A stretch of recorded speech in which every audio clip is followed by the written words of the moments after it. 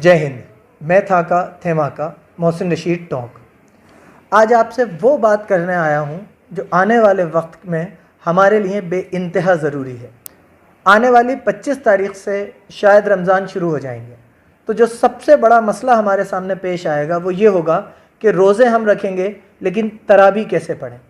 तो उसमें मैं अपनी कोई बात नहीं कहूँगा, मैं आप लोगों के सामने अल्लाह के रसूल का तरीक़ा, अल्लाह के नबी मोहम्मद सल्लल्लाहु अलैहि वसल्लम की बात आप तक पहुँचाने आया हूँ। बस मेरा काम इतना सा है, फ़ैसला आपके ऊपर है कि आपको तरावियों में क्या करना है। सही बुखारी हदीस नंबर 2012, हज़रत आयशा ताला अन्हा फरमाती हैं, एक मरतबा रमज़ान की आधी रात में आप सल्लल्लाहु अलैहि वसल्लम मस्जिद तशरीफ़ ले गए और क़यामुल लैल जो तरावी की नमाज़ होती है वो पढ़ी। आपके साथ कुछ सहाबा शरीक हो गए। उसके बाद अगले दिन जब उन सहाबियों ने इस बात की चर्चा की तो अगले दिन अल्लाह के नबी फिर मस्जिद तशरीफ़ ले गए और फिर दूसरे दिन भी काफ़ी सारे सहाबी इकट्ठे हो गए और उन्होंने आपके साथ क़यामुल लैल तरावी की नमाज़ पढ़ी। फिर तीसरे दिन मस्जिद में इतने लोग हो गए कि मस्जिद भर गई, तो फिर अल्लाह के नबी तशरीफ़ ले गए और आपके साथ सहाबियों ने रमज़ान में क़यामुल लैल तरावी की नमाज़ पढ़ी। और चौथे दिन जब यही वाक़या पेश आया, जब ऐसा ही मामला हुआ, तो इतने लोग हो गए थे कि मस्जिद भर गई थी, मस्जिद में लोग नहीं आ रहे थे, इतनी तादाद में वहाँ पे सहाबी इकट्ठे हो गए थे। लेकिन उस रात अल्लाह के नबी तरावियों के लिए मस्जिद तशरीफ़ नहीं लेके गए और आप फ़जर की नमाज के लिए मस्जिद पहुँचे।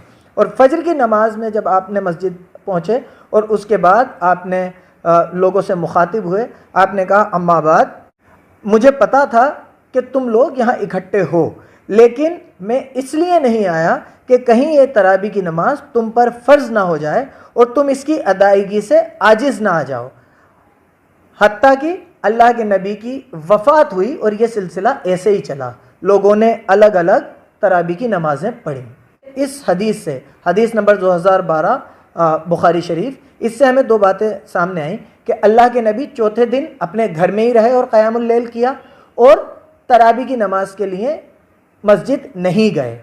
तो मैं आप सबसे कहना चाहता हूँ कि हम जो जुमा नहीं पढ़ रहे अभी मस्जिदों में, हम जो मस्जिदों में जमात से नमाज़ पढ़ने नहीं जा रहे, ये हम किसी डर की वजह से ऐसा कर रहे हैं, ऐसा नहीं है।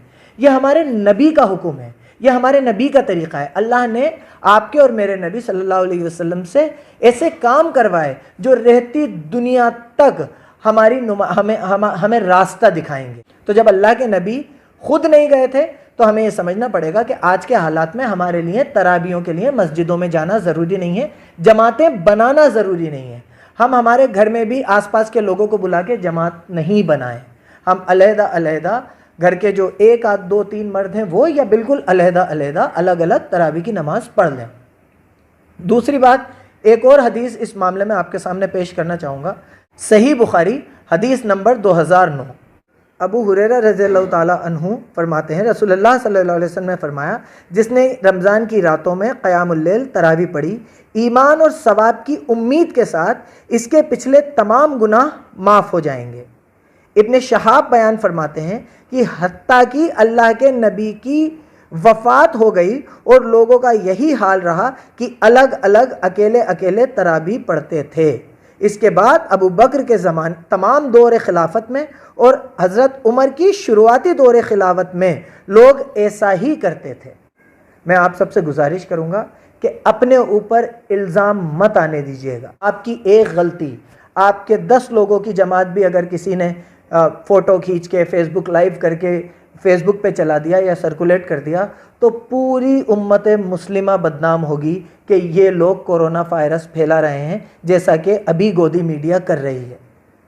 मैं हाथ जोड़ के गुजारिश करता हूँ, इन लोगों को ऐसा करने का मौका कम से कम हम अपनी तरफ से तो ना दें।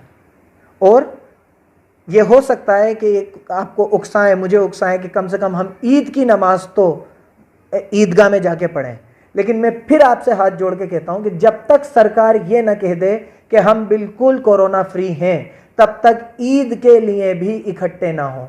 वरना जैसा चाइना में दूसरा हमला कोरोना का हो गया, वैसे ही ये गोदी मीडिया ईद की नमाज़ों के बाद अगर एक भी केस निकल गया तो हिंदुस्तान में दोबारा कोरोना लाने का ठिकरा आपके और मेरे सर फोड़ देगी। इस वक्त हमारी आजमाइश है कि हम अल्लाह के नबी के रास्ते पे चलते हैं, یا ہم اپنے دل کے سکون کو شیطان کے بہکاوے میں آ کے مسجدوں میں اور تراویحوں کے لیے بھیڑ اکٹھے کرنے میں لگ جاتے ہیں۔ تو عید کی نماز کے بہکاوے میں، ان کی چالوں میں مت آئیے گا، سمجھیے کہ ہمارے اوپر کیسی مصیبت ہے۔ مجھے امید ہے میرے تمام بھائی میری اس بات سے اتفاق رکھیں گے۔ بہت بہت شکریہ۔ میں تھیما کا محسن رشید ٹونک۔ سبسکرائب کیجئے ہمارے ہندوستان کی آواز یوٹیوب چینل کو اور اس بیل آئیکن کو ضرور دبائیے تاکہ آپ کو ہمارے ویڈیو کا لیٹسٹ اپڈیٹ مل سکے، جو کہ بالکل مفت ہے۔